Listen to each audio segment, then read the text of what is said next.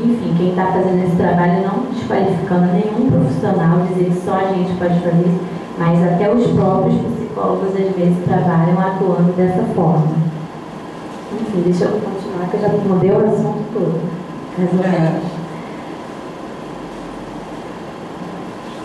Esse slide é lento. Bom, as dificuldades encontradas ao viver com HIV, né? Quando eu escrevi algumas coisas aí dentro da minha experiência atendendo, né? Conviver com o preconceito que eu falei aí, o estigma da AIDS, todos nós sabemos, adesão ao tratamento, porque não é só falar, tem um diagnóstico, você está encaminhado, você tem sua consulta dia tal, no horário tal, no local tal, com médico tal. Não é isso, né? Adesão ao tratamento é uma das maiores dificuldades. Aquilo que a Sandra falou, hoje a gente tem aí um protocolo novo de testar e tratar. Por isso que hoje em dia a gente encontra testes de HIV em vários locais. Daqui a pouco a gente já está podendo comprar na farmácia. Mas até que ponto, né?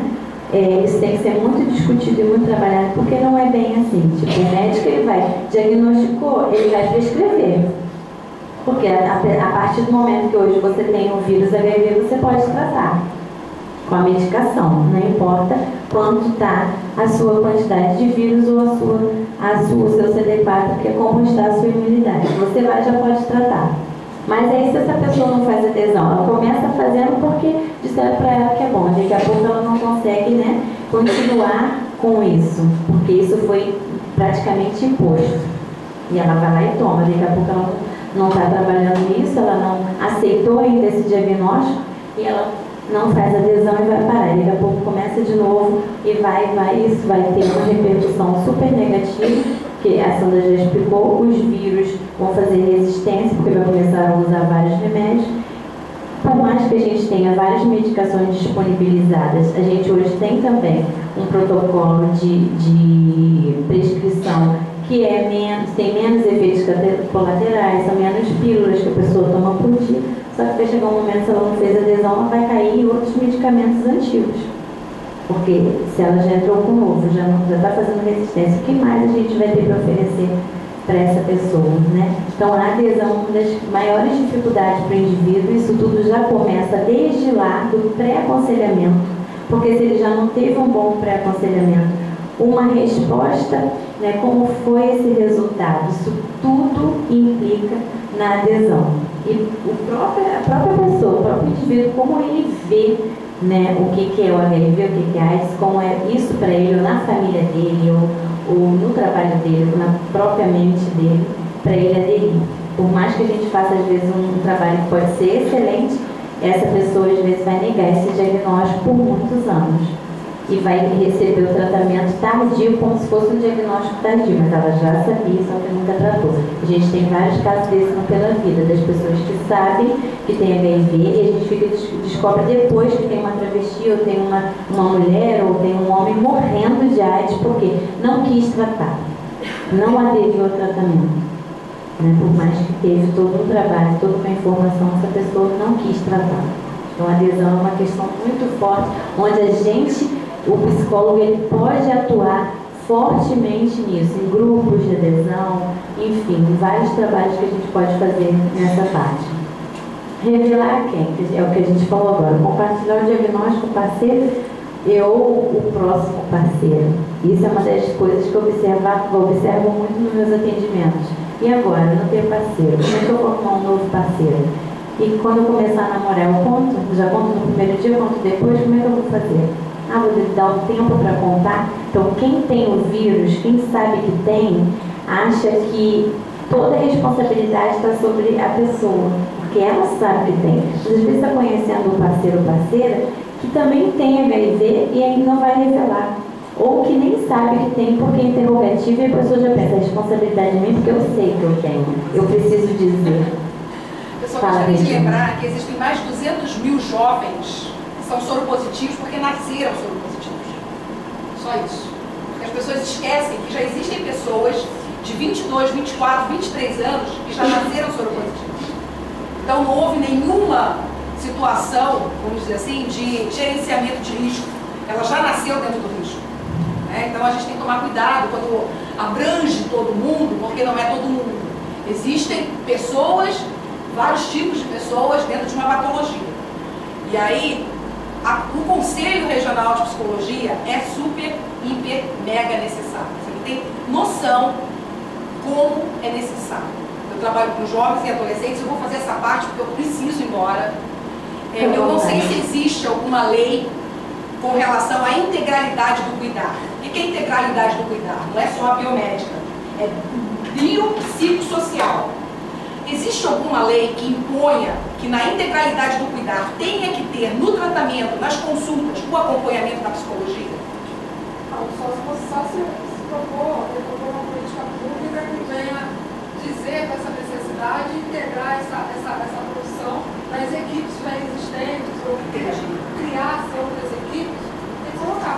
Legal, porque a gente pode puxar isso nos jovens. A gente pode puxar essa política pública, até porque agora vem o 15º Conferência Nacional de Saúde agora esse ano.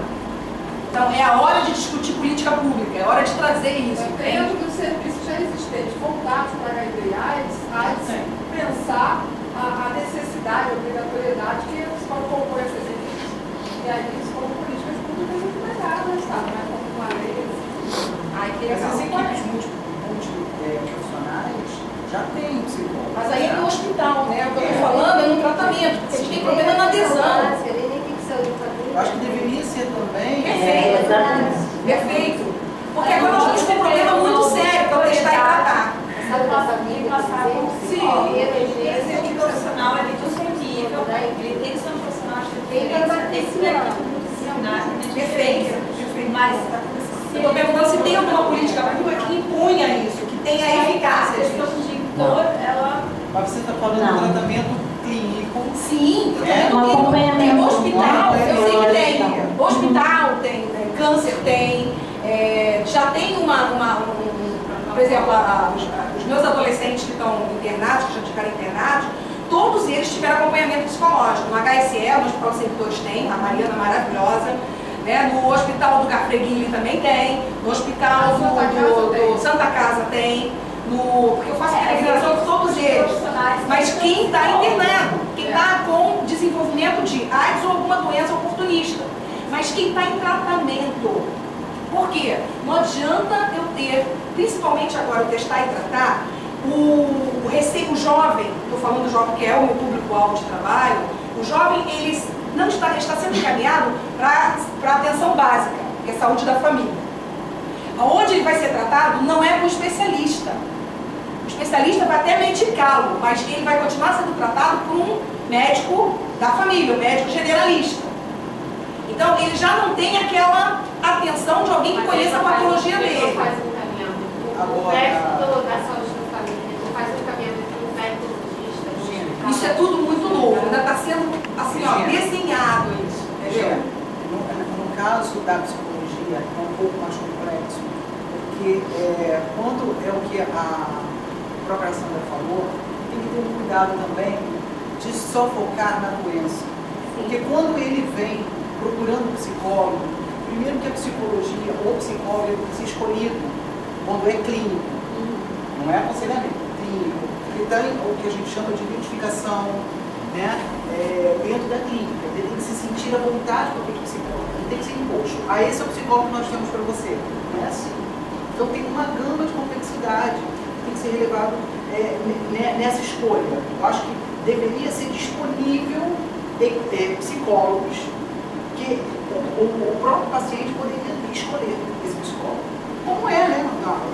Mas aí, como ela falou, eu preciso de uma política pública. Sim. E aí a gente tem que puxar essa política pública. A minha intenção de estar aqui nesse momento é porque ano que vem é a Conferência Nacional de Saúde. Então é hora de nós, sociedade civil organizada, puxar algumas pautas, algumas agendas. E olha só, está aqui meu colega Thiago, que participa junto comigo da Rede Estadual de Adolescentes e Jovens Convivendo com HIV e AIDS, em todas as nossas reuniões. Vocês não têm noção. Ele, como psicólogo, pode ser melhor do que eu, porque eu não sou psicóloga, mas a necessidade que esses jovens têm de acompanhamento psicológico, com base em tudo que as colegas colocaram, que trouxeram maravilhosamente bem. Mas não adianta eu saber desses diagnósticos e não proporcionar algumas saídas, algumas alternativas. Lógico. Assim, na verdade, eu acho que ela tem uma carência de recurso humano na rede. Recurso humano de modo geral, né? Estamos montando o SUS, a gente tem que brigar pelo SUS, né?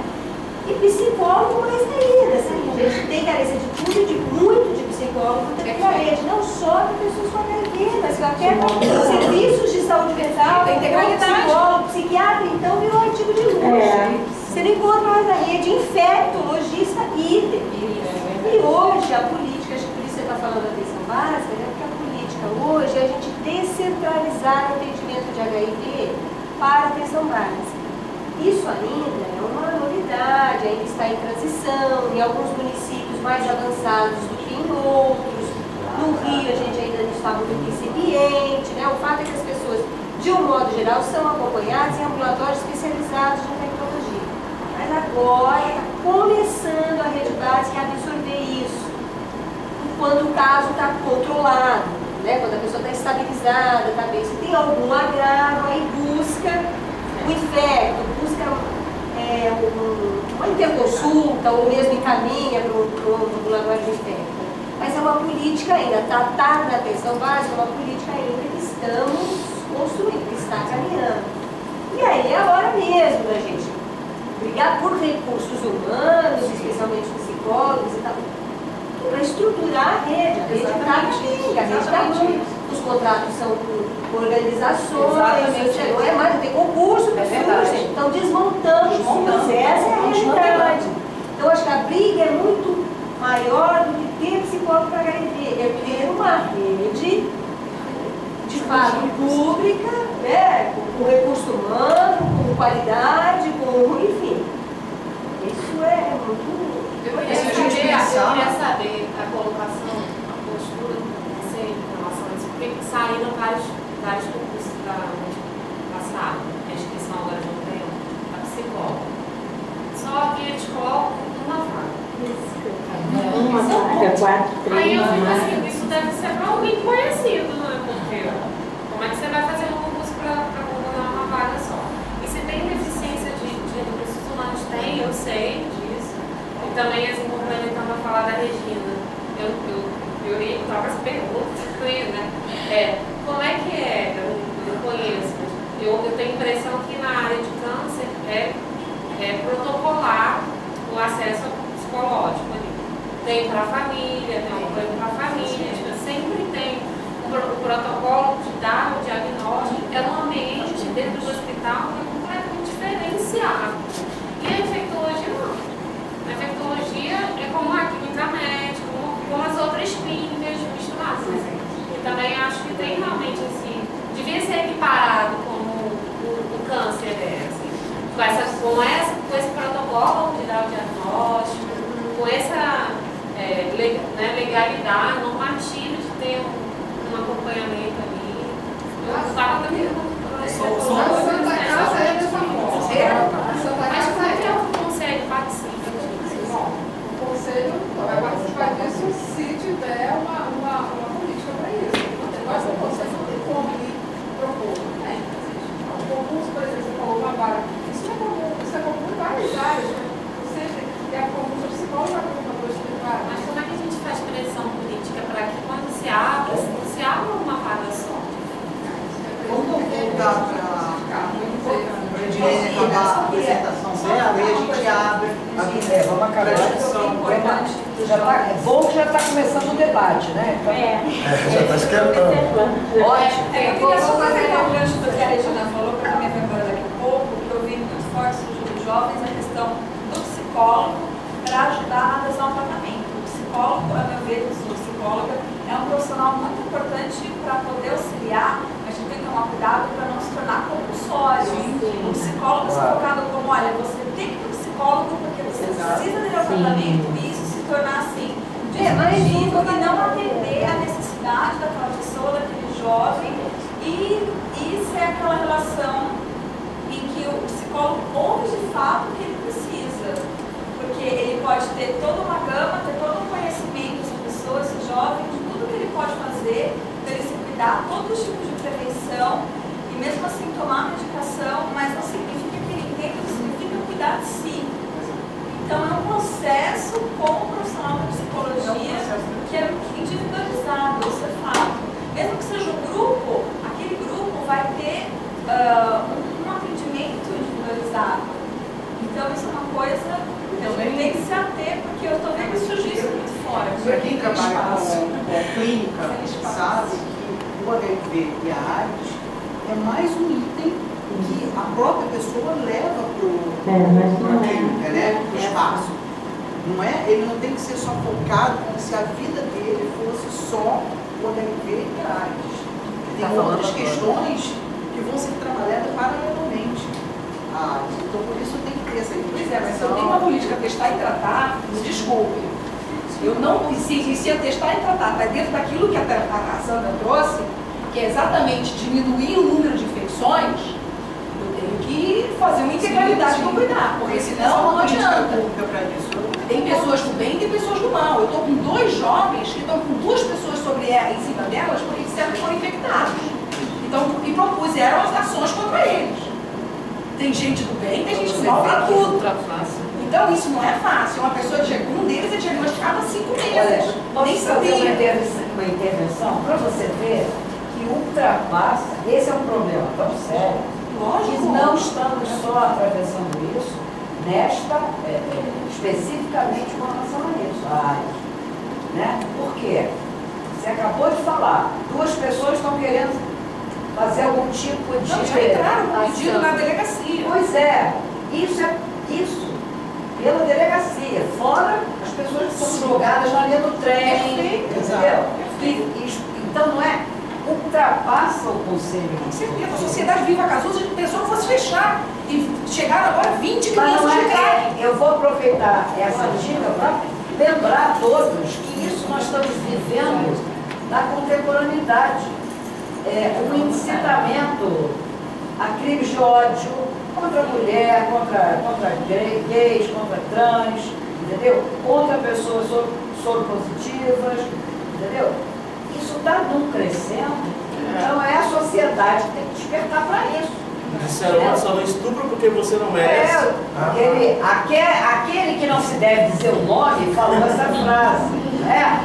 Não merece, quer dizer, além dele se caracterizar como um criminoso, ele ainda coloca como merecimento, né? Quer dizer, há mulheres que merecem ser estupradas e outras não. E em alguns lugares isso é punição para a mulher. Vamos não é isso, voltar né? às Então, assim, fazer essa... Eu peço, então, que o debate já está começando, que a Edilene, que você possa fechar no debate já está começando. É o que eu estou pensando. Bom, a gente já está falando praticamente de tudo que eu ia colocar ali, né? Vocês já leram? Passa só a próxima que eu vi o que é, que eu não...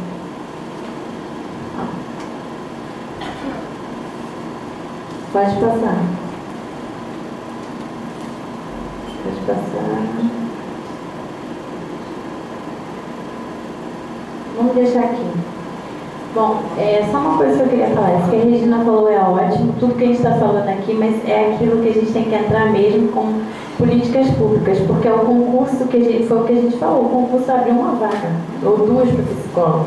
Ao contrário do que acontece com um infectologista. Eles não querem nem fazer a prova mais de concurso, porque eles não querem estar atuando, né? Muitas das vezes eles vão ganhar muito mais dinheiro no privado do que trabalhando no público. Então a gente está com uma deficiência muito grande, até mesmo neurologista. Então a questão é bem mais ampla, como a Sandra falou, recursos mesmo humanos. Então assim, e também não temos que ter psicólogo só para quem tem HIV, ou toda pessoa que tem HIV tem que ter um tratamento psicológico. Também não é assim. Tem pessoas que conseguem lidar com essa questão no cotidiano delas. Assim como eu atendo em consultório e sei que a pessoa com HIV, foi o que a Alexandre falou, às vezes o diagnóstico dela vem no início, ela vai trazendo e tal, mas no cotidiano o que vem são as questões dela mesma. Eu ia até falar disso mais pra frente aqui na apresentação, mas a gente já está falando. Então assim, é ele que vem, é ele mesmo, não é o vírus que fica fica ali na consulta, por exemplo, no aconselhamento que a gente faz tipo, pela vida, algumas sessões, até no aconselhamento, às vezes, eu penso, nossa, no primeiro dia vinha o HIV, agora está vendo todas as outras questões, que é a pessoa, né? Relacionamento afetivo, dinheiro, relacionamento de trabalho, pessoal, a parte financeira, família, o pai, não sei o quê. E aí você vê assim, cadê o HIV? Já está lá não sei onde. Então, assim, é o ser humano que está ali. Não é o vírus dele, não é mais esse rótulo. Quando a gente consegue na psicoterapia, né, com mais tempo, a gente avalia que é ele que está ali, é o sujeito, é o indivíduo. Então, você não tem essa... Às vezes, esses jovens precisam muito, mas não é o HIV em si. São as questões deles mesmos com os jovens, as dificuldades que eles estão tendo no dia a dia. Então, assim, ter psicólogo no hospital para a pessoa que tem HIV, não, acho que tem que ter para todo mundo que, né, no hospital, na clínica, ou outras questões que a gente já falou aqui por alto, vocês podem continuar os diálogos, tá? E as questões, por favor. Obrigada, gente.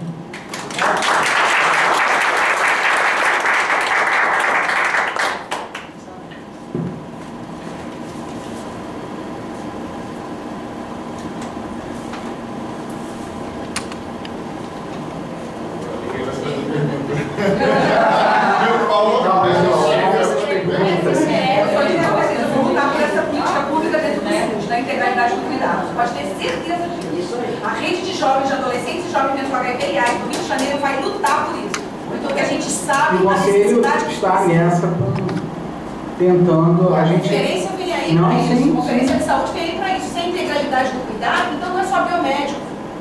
Eu tenho que ter assistente social, eu tenho que ter psicólogo, eu tenho que ter psiquiatra. Isso é integralidade, isso é um princípio do SUS. Não adianta eu descentralizar sem eu ter o serviço completo. Exatamente. E isso a gente tem que lutar. E eu, como representante e ativista há 11 anos nessa causa, e principalmente do SUS, que eu também sou mestre em saúde pública, então eu luto muito por isso, eu vou lutar muito, porque o ano que vem é ano de conferência. É o ano de botar a política pública, é o ano de botar a boca no trombone. Então, assim, que bom saber que, né, vocês estão abertos para isso, porque a gente vai lutar para essa política. Tá? Não só abertos, como sempre estivemos cutucando isso. Agora, é importante, Janaína, primeiro, depois precisa. Você tem que gravar para poder... Tem que ter o microfone aí para gravar. Você vai ter que ir lá na frente. Agora, a gente também tem que ter muito cuidado com essas características que a gente falou, né? Que tipo de atendimento a gente quer oferecer para esses... Deixa eu falar uma coisa, Alexandre. Primeiro tem que ter a lei, para depois ver como é que vai executar. Aí a portaria, a recomendação. O importante é que você tenha uma lei que determine que a integralidade do cuidado tem que ter as seguintes especificidades em termos de recursos humanos. Tal. E aí, uma vez que entrou isso para uma lei, implementando a lei 88212 ou 8142, que fala da participação voluntária, aí sim vai para a portaria, vai para a recomendação, como vai ser feito na saúde, como é que vai ficar na execução das coisas. Mas enquanto isso não entrar lá em cima, dizendo que é necessário que a integralidade do cuidado se compõe fulano, não adianta nada, você está entendendo? Então tem que ter a lei maior para depois vir o resto embaixo. Assim, às vezes eu fico um pouco preocupada, acho que é importante, sabe? É realmente importante o psicólogo compor essas equipes, mas a gente também tem que ficar um pouquinho atento, não trazer para a psicologia a responsabilidade de mudar essa realidade, né?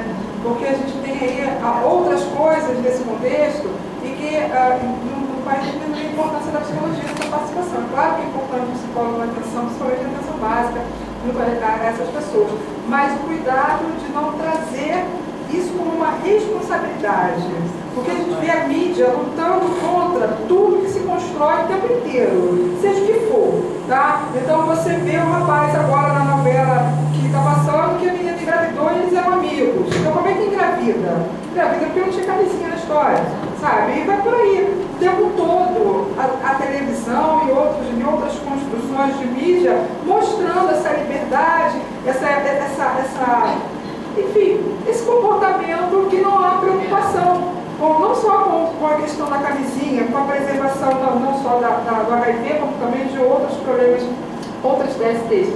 Mas a gente fez o tempo todo. E quando a gente fala também da questão do risco, da pessoa que não assume, não adere, também está relacionado um pouco com essa informação que é vinculada o tempo inteiro, de não cuidar, não só na questão das DST, mas também o acidente de trânsito. Vocês estão falando o tempo todo, eu estava fazendo um paralelo, uma analogia com a questão do cinto de segurança, com o excesso de velocidade, entendeu? Então, assim, as pessoas têm dificuldade agora, não pensar em trazer isso só para a psicologia, tá? Ver também a questão da mídia, que é muito importante, né? E outros atores que estão atuando aí para a gente poder ter uma segurança, um comportamento mais adequado aí, de minimizar esse risco, né?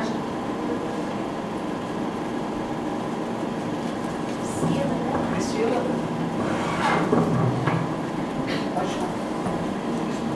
Fala de lado, para poder, olha, cada aqui, olha. Boa noite. Há uns 4 meses atrás, numa reunião no Conselho Estadual LGBT, a gente teve a denúncia de que os testes rápidos são cada vez mais estimulados, né? E aí as pessoas vão, fazem o teste, descobrem-se portadoras do vírus, e que a medicação e o tratamento estão escassos, os dois são escassos. Então, assim, muitas pessoas não tinham acesso à medicação mesmo, porque, pelo menos naquele período, não sei como está agora, mas 4 meses, é recente, estava meio que racionando a medicação, porque não estava suficiente, enfim. Eu não vi isso só no Conselho Estadual, mas no Conselho Estadual isso foi muito debatido. Queria saber como é que é isso. E outra questão é a seguinte, não sei se no mundo todo, mas no Brasil, eu sou muito alta para esse negócio. No Brasil, você vai no ginecologista, a primeira coisa que te pergunta para a mulher é como ela faz para não engravidar. É heterossexualismo compulsório, né? Toda mulher transa só com homens e o mais importante é não engravidar. Não tem nenhuma estatística, né, sobre HIV/AIDS para mulheres lésbicas, e também como lidar, como ficar menos vulnerável, né? Quais são nossas tecnologias, porque tem um meio, não vou lembrar o nome agora, essa sainha e tal, é aquela coisa impraticável, né, gente? Pelo amor de Deus. Se existe, assim, se pensa em fazer alguma coisa nesse sentido. Muito legal. Tiago, excelente. Vamos pegar as 3 perguntas, né?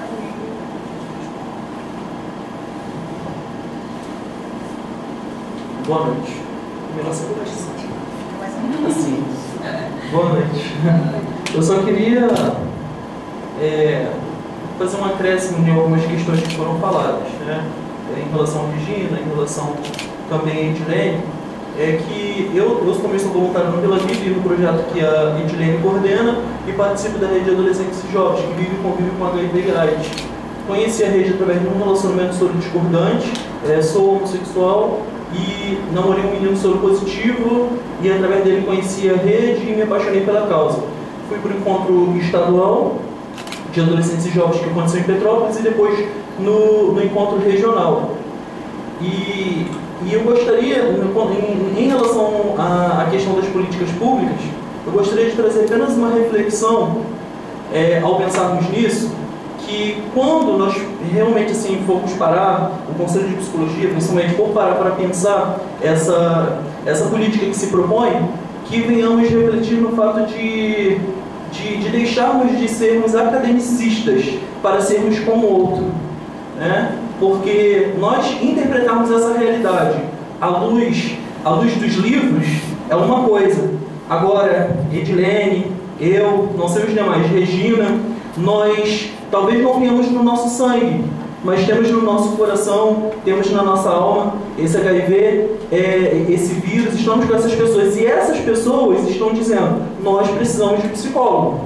Então, que primeiro nós devemos refletir nos objetivos que temos que chegar, para depois nos seus adendos.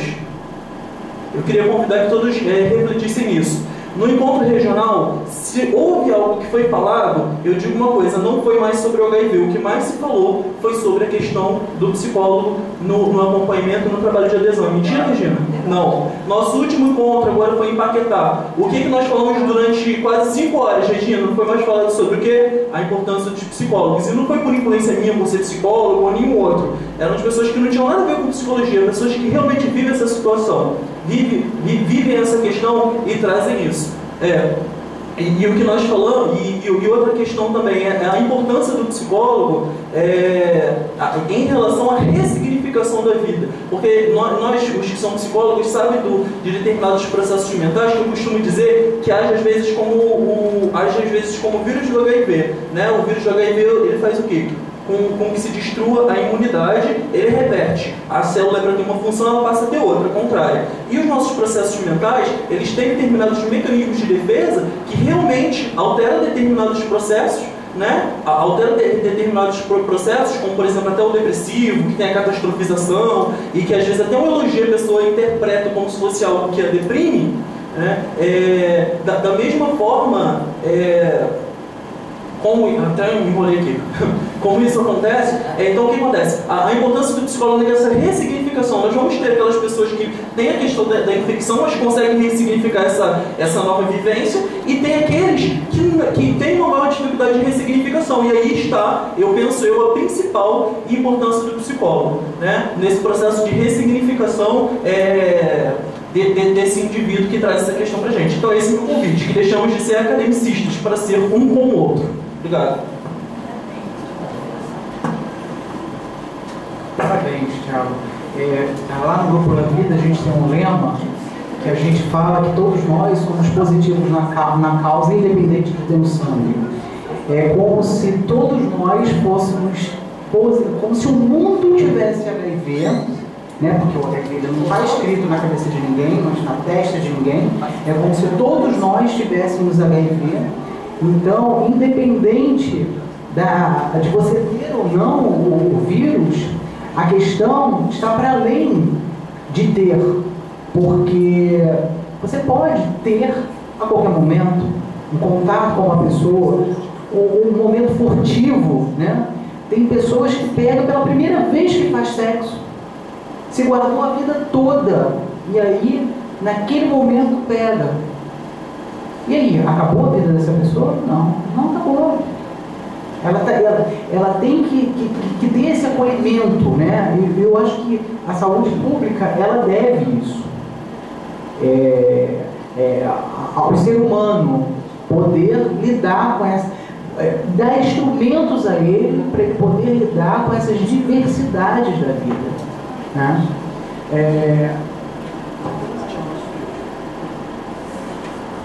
Bom, vamos tentar conversar aqui sobre essas colocações. Será que ela é Priscila? Tá lá. Então, a Priscila, eu vou começar pela Priscila, porque eu acho que as outras duas se encontram. A Priscila falou da questão do teste rápido, né? Que hoje o acesso ao diagnóstico ele está bem ampliado. A gente precisa avançar cada vez mais, mas hoje fazer o teste já não é mais uma coisa que tem muitas barreiras para o sujeito enfrentar, né? A gente está avançando cada vez mais, o teste está em mais lugares, mais serviços. Aí você falou da questão do tratamento, né? Já do acesso ao tratamento. O Brasil é pioneiro nisso, né? Foi um dos primeiros países a bancar tratamento da rede pública, e hoje a gente tem, foi modelo e continua sendo modelo no mundo, né? Por muitas coisas, mas é claro, temos muito a avançar e a caminhar. Então, assim, ainda, eu acho que uma coisa tem a ver com a outra. A gente tem carência de recurso humano nas ilhas.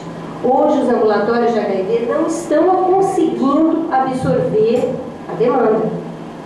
A gente precisa ter mais gente atendendo a HIV, precisa ter concurso público, precisa ter inquérito na rede, e por isso também a gente está avançando para a questão da atenção básica, envolver a atenção básica nessa história do tratamento da HIV.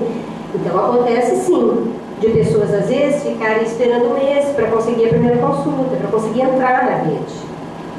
Medicamento é uma coisa que não trabalho diretamente com essa coisa de logística de medicamento, mas eu sei que eventualmente, é uma coisa que acontece sempre, mas eventualmente às vezes a gente fica desabastecido de um determinado medicamento.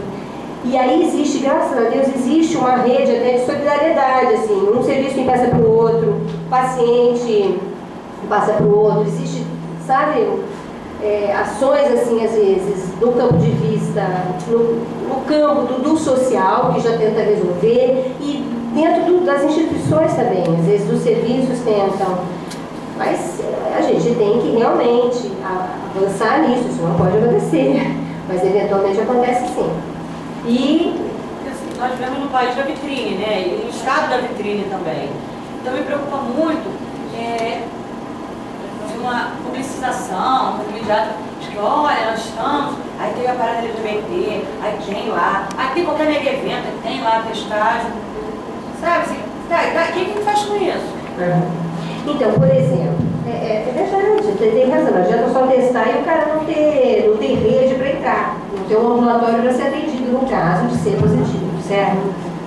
Então, por exemplo, quando o Estado faz alguma campanha, agora nós fizemos dia 1º, as pessoas, às vezes, numa campanha, saem melhor encaminhadas do que no cotidiano do serviço.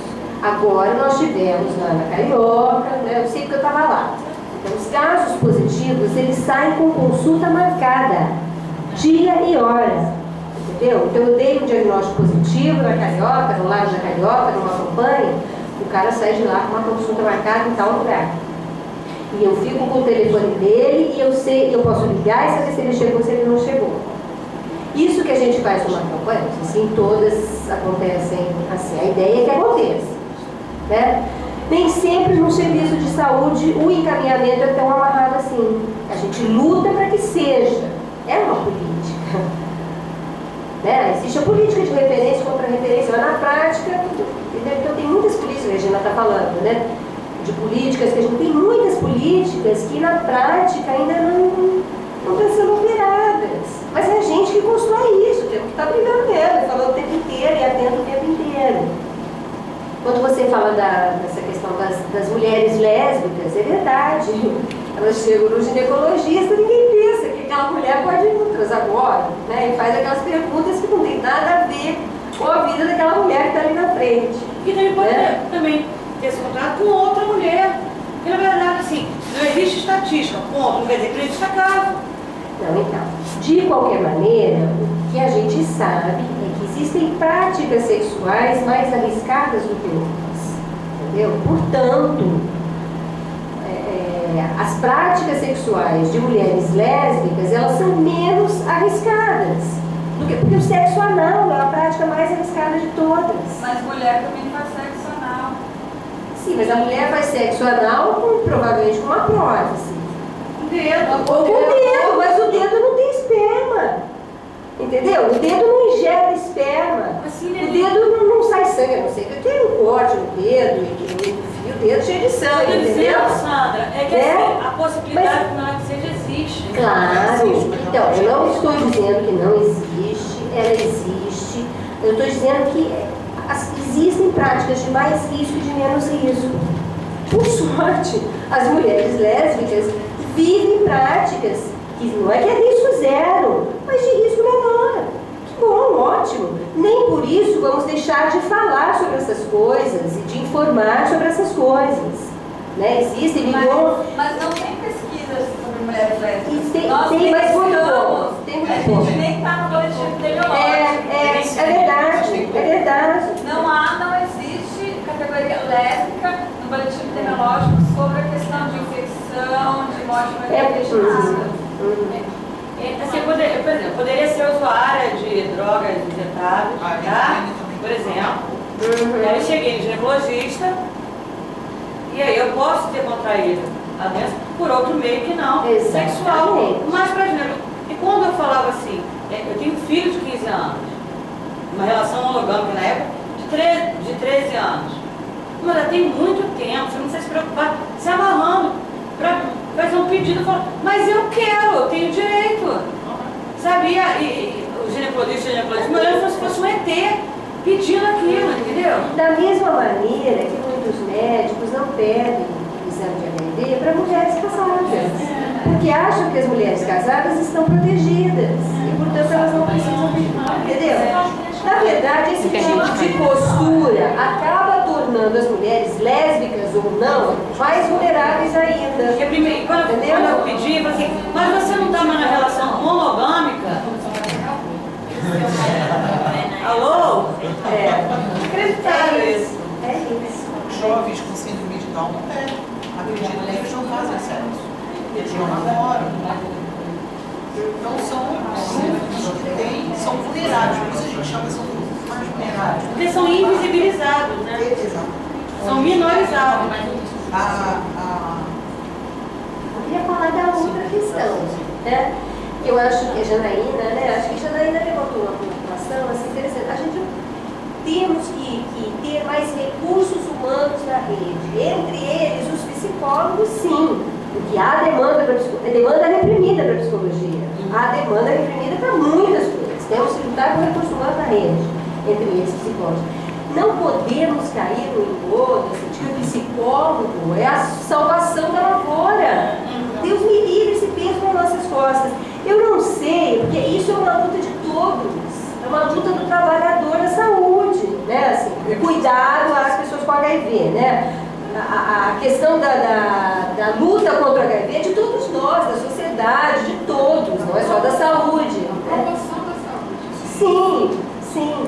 Agora, quando eu penso os jovens, né, você falando, os jovens querem, a demanda dos jovens é psicólogo, eu fico pensando assim, não sei também, o que representa o psicólogo para esses jovens, né? Será que eles pensam que o psicólogo vai fazer tudo com milagres, né? Assim, porque às vezes a gente coloca, não estou dizendo que não precise, não, imagina, eu acho que precisa de psicólogo sim, né? Na rede, em todos os lugares, mas às vezes um profissional de saúde acolhedor, um profissional de saúde que escute a pessoa, que olhe a pessoa, né? É o que basta. Às vezes esse jovem está precisando de alguém que acolha, que escute ele, que converse com ele. Isso não é prerrogativa de psicólogo. Porque tem coisas que são específicas do psicólogo e tem coisas que são atribuições de qualquer trabalhador de saúde. Qualquer trabalhador de saúde é sua missão cuidar do outro, ouvir o outro, acolher o outro, faz parte de qualquer... Não é só psicólogo que faz isso. Então eu não sei se a demanda desse jovem é alguém que cuida de mim, me escute, me olhe, ou se é, entendeu, de um psicólogo necessariamente.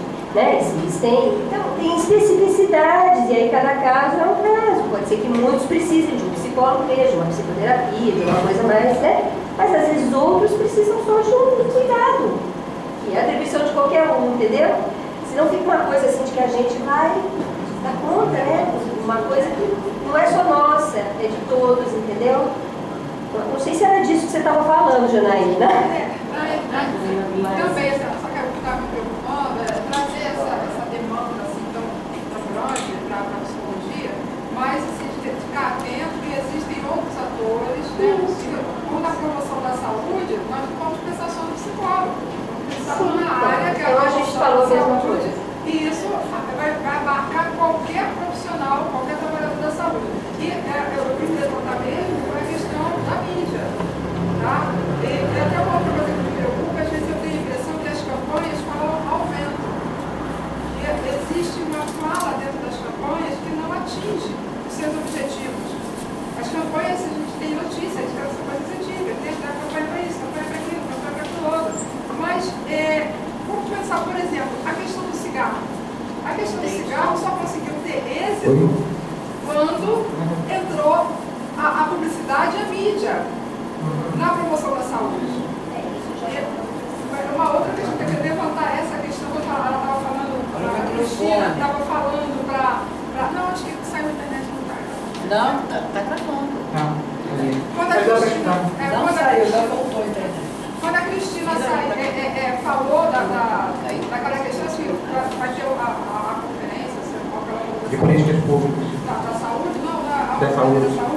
Acho importante pautar também essa questão da campanha, porque a campanha ela é esclarecedora, uma campanha esclarecedora será que estamos falando da maneira correta? Eu me preocupo com isso. Se eu uso camisinha, não me assusta, porque eu não vai atingir. E que controles tem agora? É uma pergunta direta, né? Existe um controle quando faz uma campanha, quando o Ministério faz uma campanha? Existe um controle dessa campanha? Existe o projeto da campanha? Ele traz os indicadores para controlar, para saber se avançou o grupo, uma avaliação. Eu não percebo muito isso, tá? Eu gostaria de saber se existe.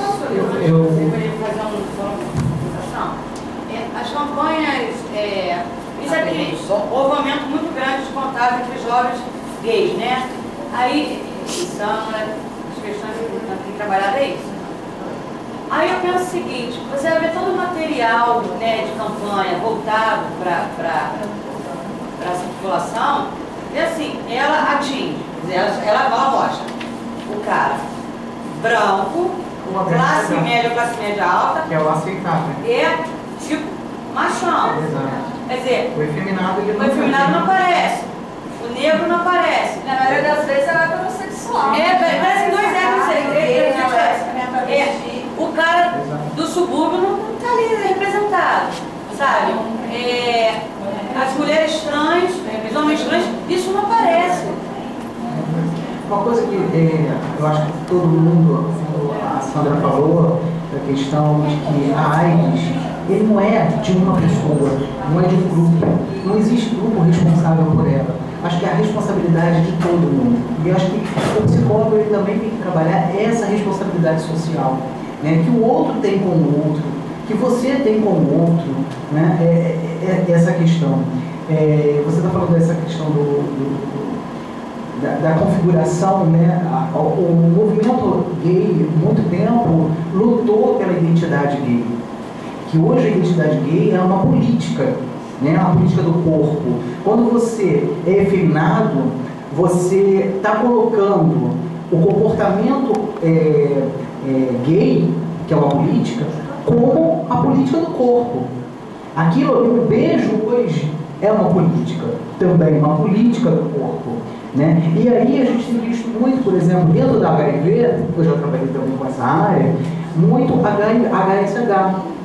E o HSH, eu acho que é ótimo trabalhar isso, mas ele se você pensar, é a figura que é aceitável pela sociedade, porque ele não é um estereótipo que ele não... HSH é homens que fazem sexo com outros homens e que não estão classificados como gays. Não, né? não é isso. Não. Desculpa, Alexandre. Fala então. HSH são todos os homens que praticam sexo com homens. Pode ser gay, pode ser bissexual, pode ser o hétero curioso, pode ser o nichê, pode ser todos que praticam sexo com homens. Muito mais categorias. Sim, mas o estereótipo dele está muito ligado à heteronormatividade. Sim, isso é. E aí, aquele gay que você vê no grupo vulnerável, que está crescendo, né? Que a ele é o grupo de risco. Não existe grupo de risco. O grupo vulnerável que não é atingido pela mídia, pelas políticas públicas, enfim. A Edilene quer... O que você quer falar? Eu quero falar. Tá. Deixa a Edilene falar um pouquinho. Pode falar. Você também?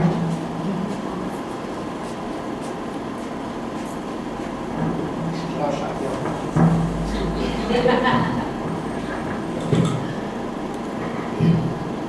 Nessa questão do psicólogo ser importante, eu quero pegar um gancho aqui do que ele falou, né? Não é só uma questão do psicólogo clínico, no atendimento. Eu acho que o psicólogo, ele não ele vai ser um especialista da AIDS ou de qualquer outra coisa. Pode até ser, pode até ter uma expertise. Sandra lembrou muito bem da questão de que essa questão do acolhimento é de todos, no caso específico, né? Em qualquer situação, essa é uma delas. O acolhimento é uma questão para todos os profissionais de saúde, né? Que tenhamos mais psicólogos nos serviços públicos, entendeu? É ótimo, né? Agora, não, Não necessariamente com especialistas de um atendimento clínico, porque existe o trabalho institucional do psicólogo, existe o psicólogo em qualquer setor preocupado, não com campanhas, como bem lembrou Priscila, que nem sempre são eficazes, mas com temas importantes, entendeu? Para todos nós, né? Para toda a sociedade, devia ser, e o psicólogo faz parte dela. Então, o psicólogo, ele precisa também se antenar que o papel dele não é só clínico, entendeu? Ele faz parte, ele pode, inclusive, em qualquer lugar que ele esteja, falar sobre qualquer desses temas. No caso da mesa, aqui é esse, né? Isso ele tem que estar dentro de qualquer lugar que ele esteja trabalhando, né? Isso que eu queria esclarecer, porque senão fica parecendo, né, que é uma especialidade, que é uma escuta que tem que ser só do psicólogo, entendeu? E que se vai fazer tratamento dentro dos serviços. Assim, por exemplo, generalizadamente, que não houvesse outra forma do psicólogo atuar. Só isso que eu queria marcar. Obrigada.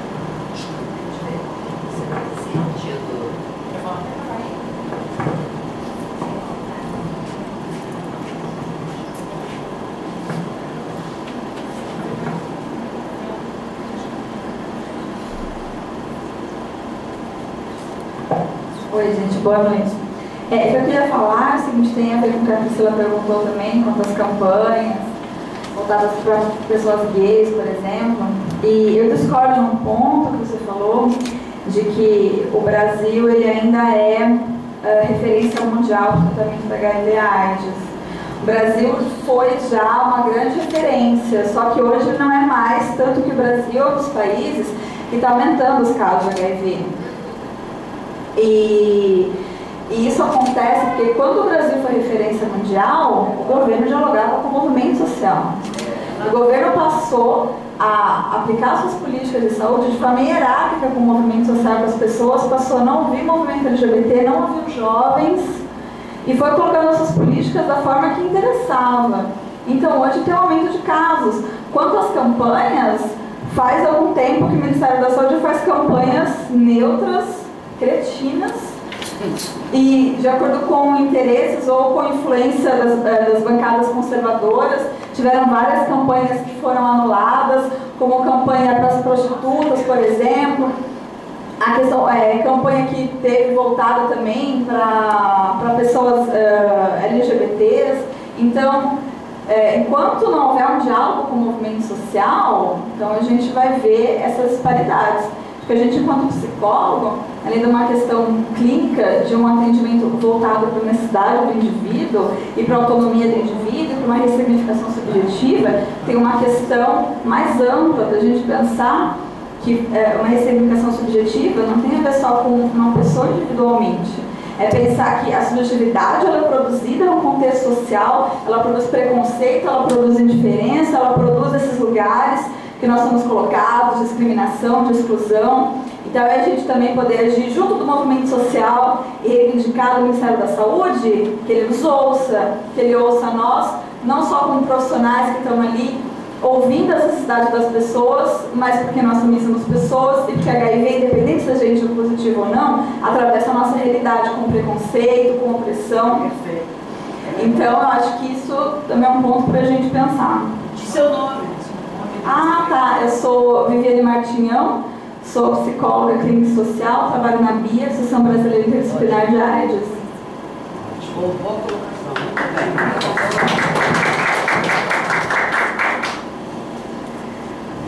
Viviane, parabéns. E Thiago também pela fala, que não foi nenhuma pergunta, né? Foi só um discurso, digamos assim, de fato, para a gente refletir. É isso mesmo. Janaína, né? Não, você é Janaína. Então, todos que estão falando, assim, tem questões. Eu vou citar só algumas coisas, porque tem que ser breve, porque já está com tempo, né? Encerrando, né? A colega que saiu aqui, ela trazendo a questão das lésbicas. Eu atendi durante algum período dentro do Grupo Arco-Íris com um programa, projeto Quero Fazer, que era teste rápido, como aconselhadora. Eu consegui atender um número até significativo de mulheres que fazem sexo com mulheres. E sempre vinha essa questão de como se prevenir, né, entre mulheres. E elas falavam mesmo, não tem como usar o plástico filme, porque eu vou até citar o exemplo de uma menina que eu me lembro muito, que ela falava assim, só se eu pegar o plástico filme e fazer como se fosse uma fralda, né, na minha parceira, porque só um pedacinho, aquilo, a gente sabe que a gente usa aquilo em casa, aquilo a massa é muito frágil, né? E falou, isso não rola. A pessoa falou para mim, isso não existe. Então, assim, a prevenção entre mulheres que fazem sexo com mulheres realmente é algo que é como se não existisse essa população, fosse invisível, né? E, de fato, a gente tem que pensar, contextualizar um pouco mais a relação entre essas mulheres, porque não é só sexo oral, existem os objetos, existem as trocas desses objetos e que muitas vezes tem mulheres que podem ter se infectado com mulheres, como também com homens anteriormente. Tem mulheres que já foram casadas, como foi o seu caso, né, que teve uma relação heterossexual por muito tempo. Tem mulheres que... Não, eu tenho um filho de 15 anos, eu tive uma relação homossexual por muito tempo. Então... Mas o que acontece? A pessoa, muitas vezes, tem a relação só com mulheres, mas existe também alguma relação com o homem, de vez em quando, eventualmente, e não usa proteção. Eu já atendo alguns casos assim. E elas podem também se contaminar. Eu não estou dizendo que uma transmissão de HIV é só entre mulher e homem, né? Mas entre as mulheres pode haver, e não pensando só em HIV, a gente teve aí alguns anos, acho que há 2 anos atrás, um número altíssimo de mulheres que fazem sexo com mulheres que estavam com vírus HPV. Né? Então aí a gente pensa assim, o quanto essa prevenção não existe, é difícil, mas a gente precisa fazer essa orientação. Com relação aos ginecologistas, a gente esbarra num problema imenso com esses médicos, esses especialistas, porque eles não cuidam das mulheres. Às vezes não é porque não acham que elas tenham vulnerabilidade, e sim eles não querem entrar no mérito de que está havendo uma relação infiel por parte dos maridos. Então ele não quer entrar nesse mérito quando ele vê uma DST e sabe que essa mulher está com essa DST porque ela pegou essa DST do marido dela, mas ele nem diz qual é de fato, ele só passa o tratamento, ele não entra nesse mérito e ele pensa, se ela teve uma DST, ela pode estar com o vírus HIV. Está acontecendo alguma coisa fora dessa relação entre esses dois, mas ele não solicita. Era mais perverso que isso, olha só. Quando eu falava assim, sou lésbica, estou numa relação com outra mulher há 13 anos. A relação monogâmica então,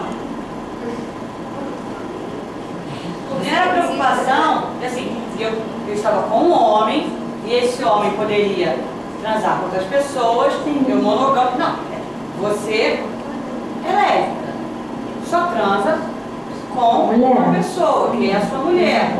Então, para que é o luxo de fazer um exame? Entendeu? É mais perverso ainda. Sim, com certeza. No caso dos casais héteros, eles não querem mesmo entrar no mérito de dizer para aquela mulher, você está com essa DST, e ela entender que está havendo alguma coisa fora do relacionamento dela se ela é fiel ao marido. E eles não querem solicitar a HIV. Eu falei assim, que era mais perverso. Heterossexualismo compulsório, eu falei uma provocação.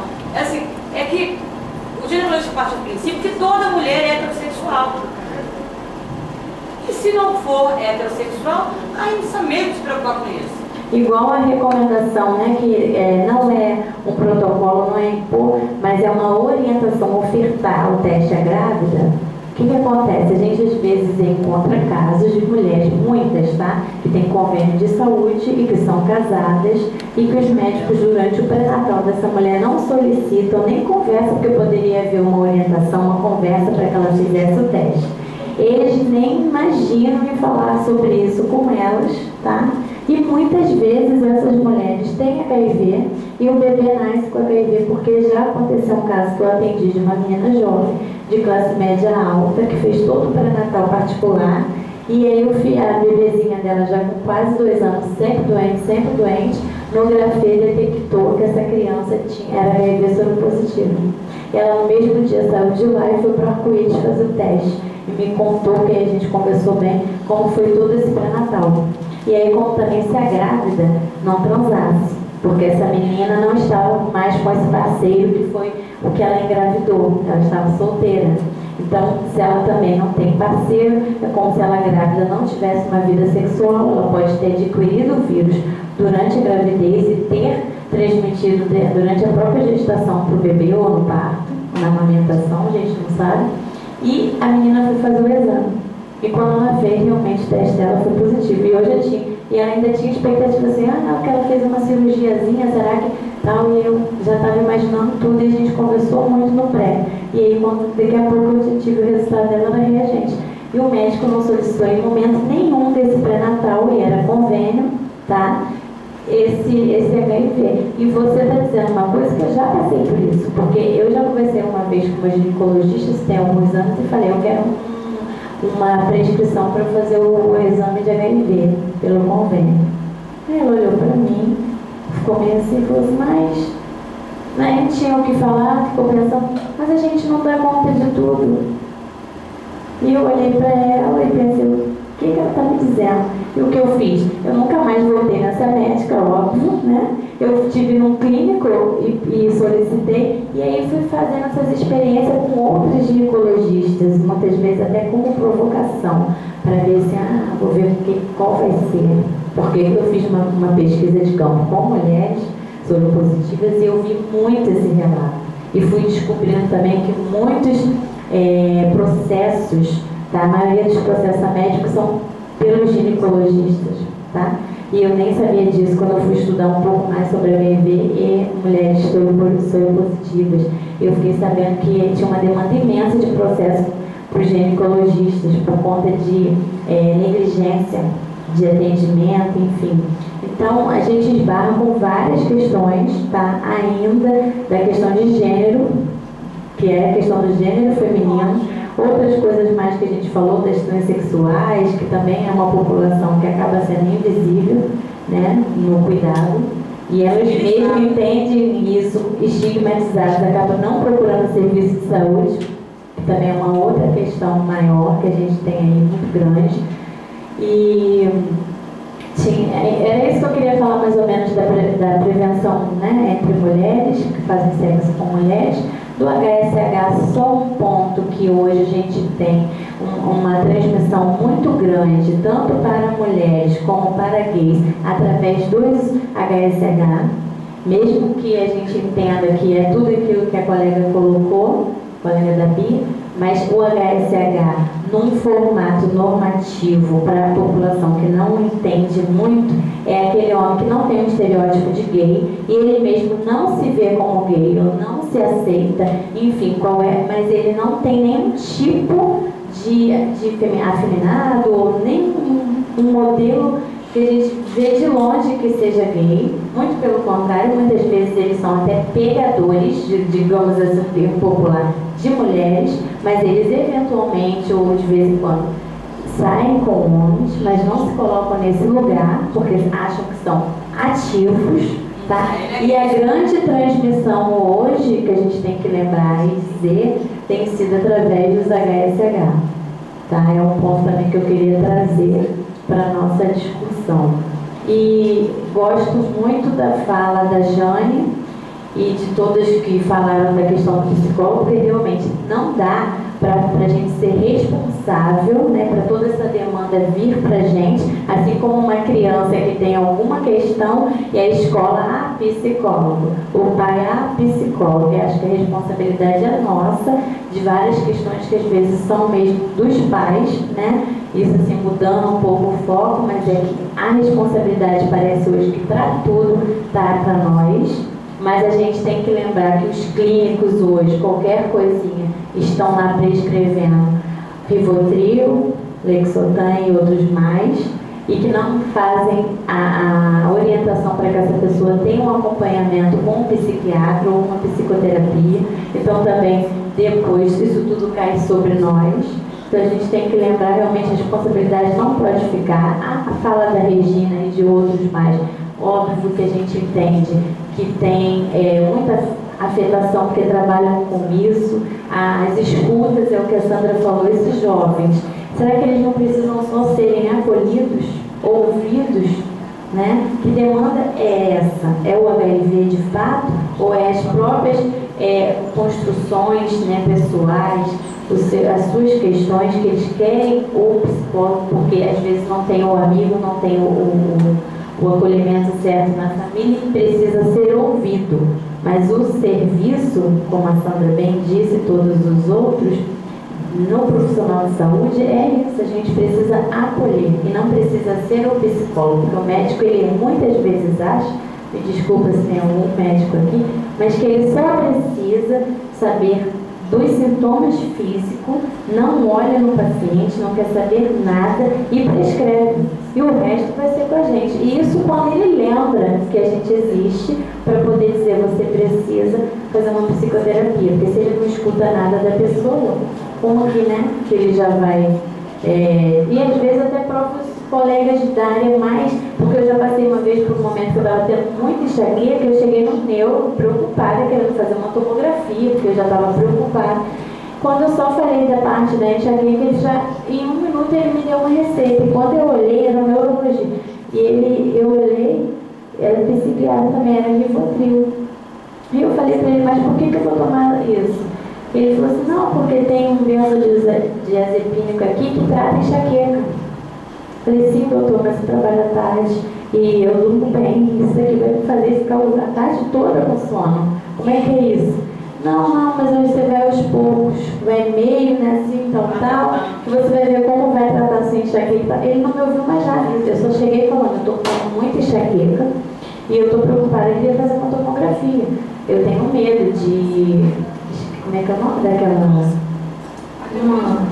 Aneurisma, alguma coisa assim, enfim, não sei, eu sei que também não dá para detectar dessa forma, mas vamos ver isso. Aí ele só ouviu isso e me prescreveu. E eu falei assim, não, mas ele nem ouviu como é que a minha vida é, o que eu faço, para entender que aquela medicação não ia me fazer bem. Se eu durmo ou não durmo, se eu tenho insônia, enfim. Então é isso, é a escuta mesmo, né? E aí cai tudo sobre nós, independente de HIV ou não. E a gente, nesse lugar de psicólogo, a gente não pode também deixar que tudo caia sobre nós.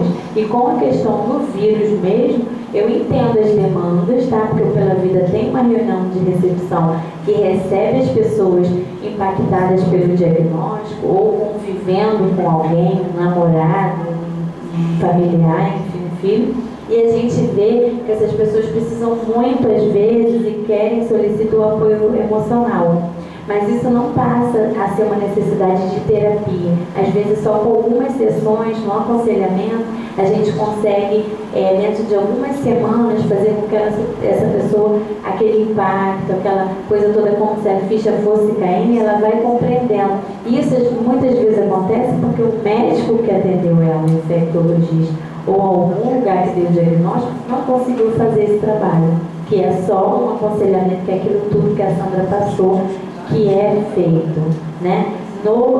Na testagem que a gente está fazendo em campo, que é o teste rápido e tal, a gente tem uma equipe que foi capacitada, passou por oficina e tudo. Só que são pessoas que nunca trabalharam com nada disso e também não são psicólogos, tá? E que eu acho que é um grande desafio. Eu acho até super interessante que eu fico observando tudo isso.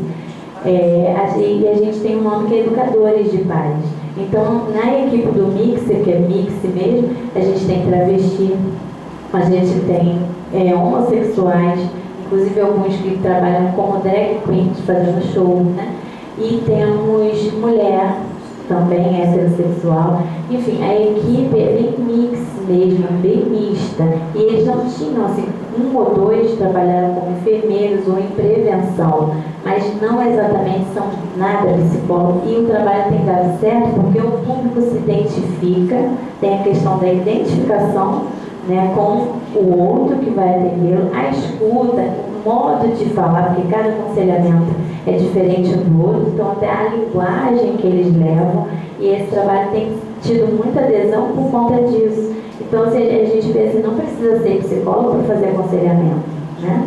Apesar de a gente ter visto aquilo tudo ali, mas o que precisa é ter capacitação, humanização, né? Enfim, abertura para isso. E uma coisa que eu vou deixar como uma mensagem é: não adianta a gente estar dentro de nenhuma temática que seja, ou principalmente do HIV e AIDS, ou trabalhar com homossexuais, travestis ou transexuais, profissionais de sexo, se a gente, dentro da gente, tem um grande preconceito.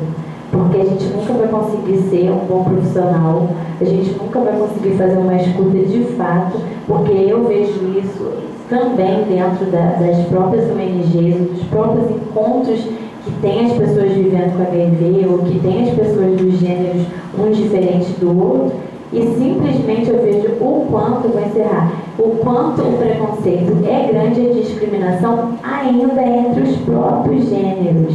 E aí se forma um gueto, um lado, só gay vai ali, só trans vai lá, só não sei o quê, e a gente vê que isso tudo atrapalha muito. E nós, como profissionais, se a gente tiver essa dificuldade de lidar com isso, é melhor a gente nem chegar perto, porque a gente vai acabar fazendo mal para o outro, em vez de bem.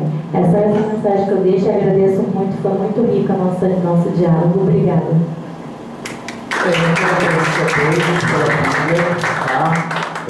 Também é importante saber que o Conselho Federal também disponibiliza as referências técnicas para psicólogos que trabalham com HIV/AIDS.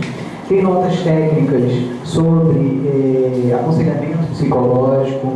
Então, é importante também que o psicólogo saiba que tem vários instrumentos para ele nessa gama de opções de trabalho, né? Vou passar para a nossa... Todo mundo querendo lanchar, né? Só queria dizer para a Viviane, já que ele me passou o microfone aqui, que eu ia falar do tete-a-tete, mas assim, o programa de AIDS realmente já foi moderno. Hoje eu acho que a gente está precisando retomar isso. Com certeza, não discordo de você. Muito obrigado. Obrigada. E uma boa noite para todos.